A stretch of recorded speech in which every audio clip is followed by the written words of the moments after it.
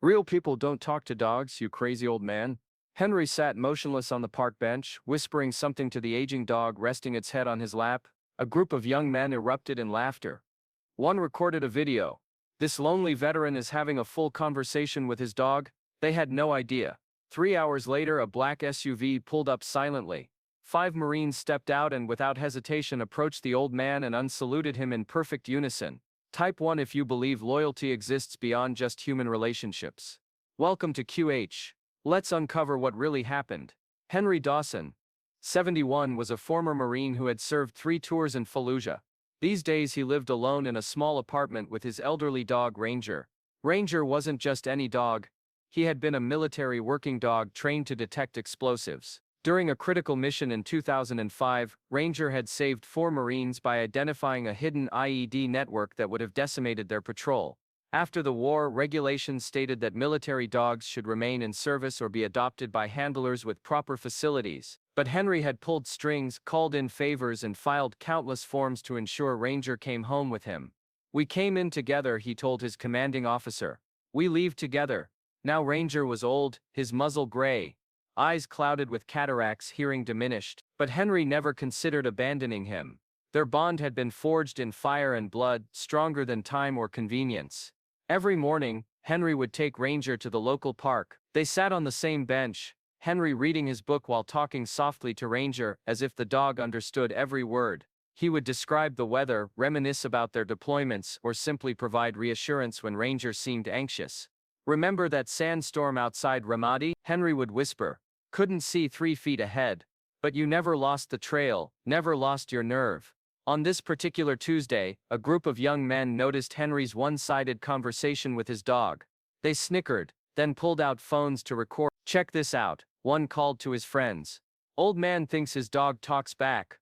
They captured several minutes of Henry leaning down, speaking quietly to Ranger, occasionally pausing as if waiting for a response. Within an hour, the video was online with the caption, "Crazy old vet.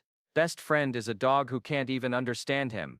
The park manager, concerned about the commotion, approached Henry that afternoon. "Mr. Dawson, we've had some complaints about you talking to yourself. It's making other visitors uncomfortable." "I'm talking to my dog," Henry replied calmly. "Yes, well," the manager continued awkwardly. "Perhaps you could do that at home.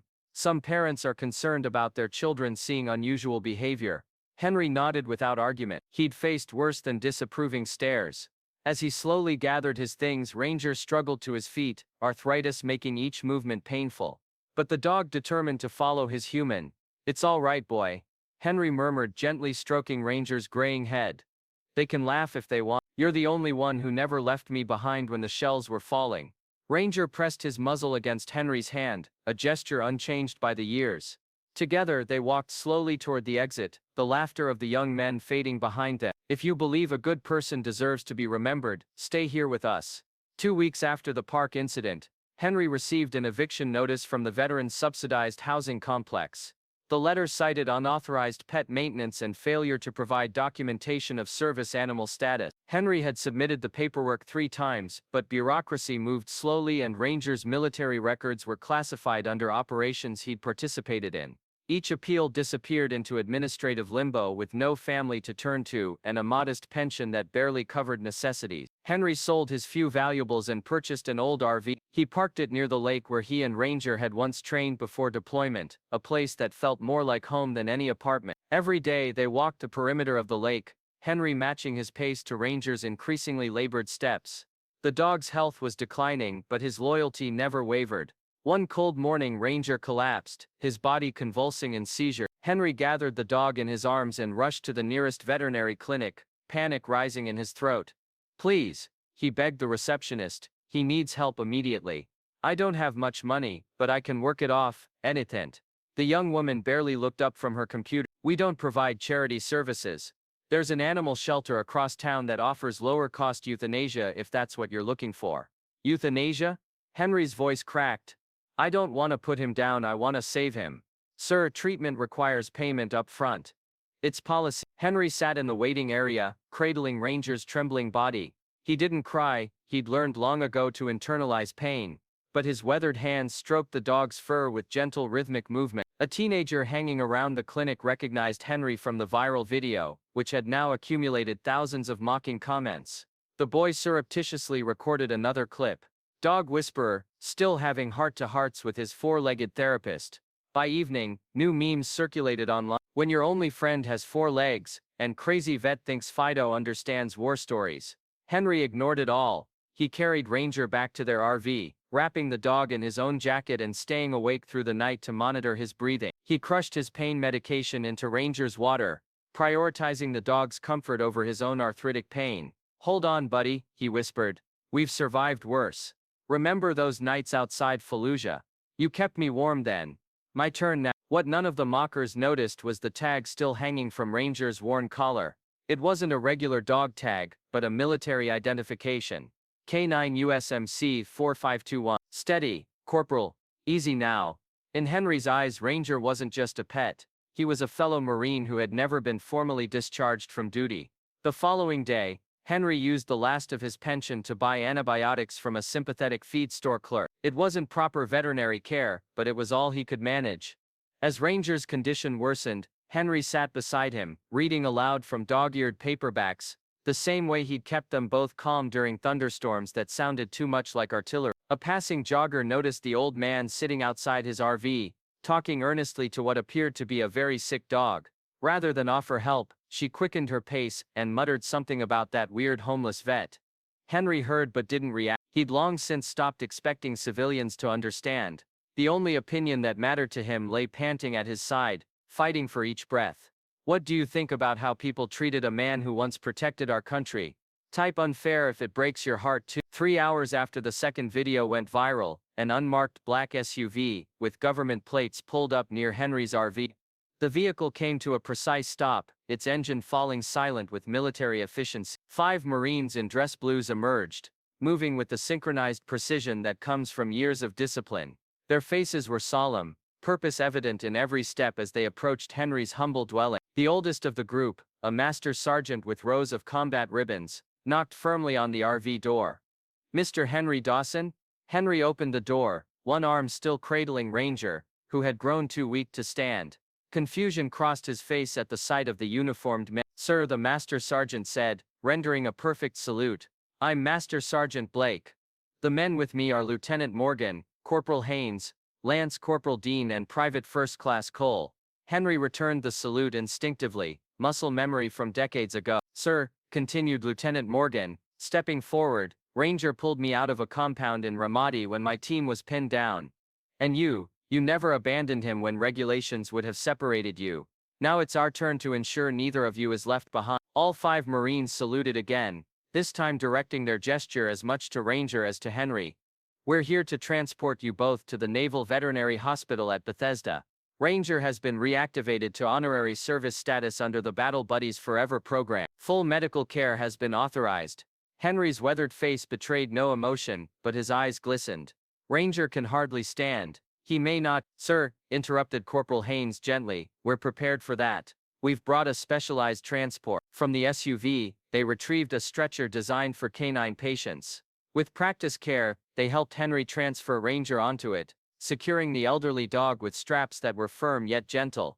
"The people who recorded those videos," Henry began hesitantly, "are being addressed so," Master Sergeant Blake stated flatly. "The commandant himself saw the footage this morning. He had some choice words about respecting those who've served, including our 4-legged Marines." News outlets arrived as the procession moved toward the vehicle, but Reynolds blocked their camera. "This isn't a photo op. This is about doing right by our own." One persistent reporter managed to capture the story, but honored the Marines' request to keep cameras at a distance. Her article, published the next day, carried the headline, "Dogs Can't Speak." But 5 Marines stood up for one silent call. At the veterinary hospital, Ranger received round-the-clock care from specialists in canine geriatric medicine. The young man who had posted the mocking videos issued a public apology after his commanding officer, he was an ROTC cadet, made the connection. "I didn't understand," he admitted on camera, voice shaking. "I thought it was just an old man talking to a pet. I didn't know Ranger was a decorated war dog. I didn't know about their history." Meanwhile, a group of veterans from 3 neighboring states pooled resources and connections. Within days, they'd secured a small house for Henry, mortgage-free through a veterans program, located near a lake with easy walking paths, suitable for Ranger's condition. The Homeowners Association rules that typically restricted pets had been overridden by a unanimous vote. After hearing their story, 2 weeks later, as Ranger's health stabilized enough for release, the hospital organized a formal ceremony. The dog, once dismissed as merely an old man's companion, was officially recognized with the Canine Service Medal that had been authorized years ago, but never presented. Henry stood tall as he accepted the honor on Ranger's behalf, the dog sitting at attention despite his age and health challenges.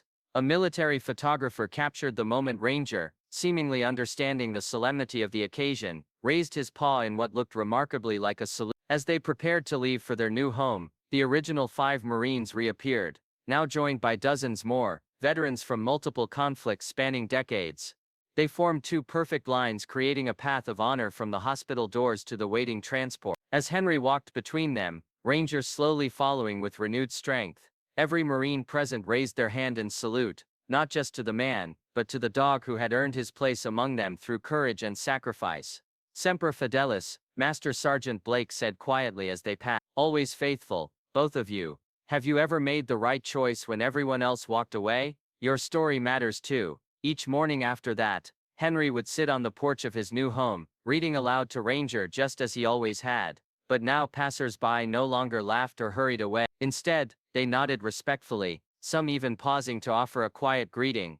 The neighborhood children, once warned to avoid that strange man, now asked permission to visit. Henry welcomed them, gently showing them how to approach Ranger without startling him. Is your dog a superhero? One small boy asked wide-eyed. Henry smiled, a genuine expression rarely seen before. No, son, he's just a Marine, like me. The local elementary school invited Henry and Ranger for Veterans Day. Henry declined public speaking, but agreed to attend. He sat quietly at the back while Ranger, wearing his service vest, accepted gentle pats from children who now understood that heroes come in many forms. A small bronze plaque appeared at the park where Henry had once been installed without ceremony, but prominently placed, dedicated to the service of military working dogs and their handlers. Loyalty beyond words. The final video to circulate online showed a very different scene from it captured Henry and Ranger, sitting by the lake at sunset, silhouetted against the fading light. A group of active duty Marines had come to visit, and one caught the moment when, without prompting, they all fell silent, as Ranger raised his muzzle to the setting sun and howled, a sound both mournful and proud. The veterans present understood. It was the sound of remembrance. Henry's hand rested on Ranger's back, steady and sure. Neither needed words anymore. Not all battles are fought with rifles, and not all victories are celebrated with cheers. Some are quiet, one in loyalty, endurance, and the simple act of staying beside someone who needs you. Henry had been a Marine, yes, but more importantly, he'd never forgotten what it meant to be human in the moments others looked away. There are stories that don't need applause, only the quiet acknowledgement that sacrifice was made, that service was rendered, and sometimes an old dog and an aging man in quiet companionship remind an entire generation of what it means to hold fast to honor when the battles are long past. Have you ever witnessed loyalty being undervalued? Share your story, it deserves to be treasured too. Subscribe to Incredible Stories, where we preserve important memories so future generations will never forget.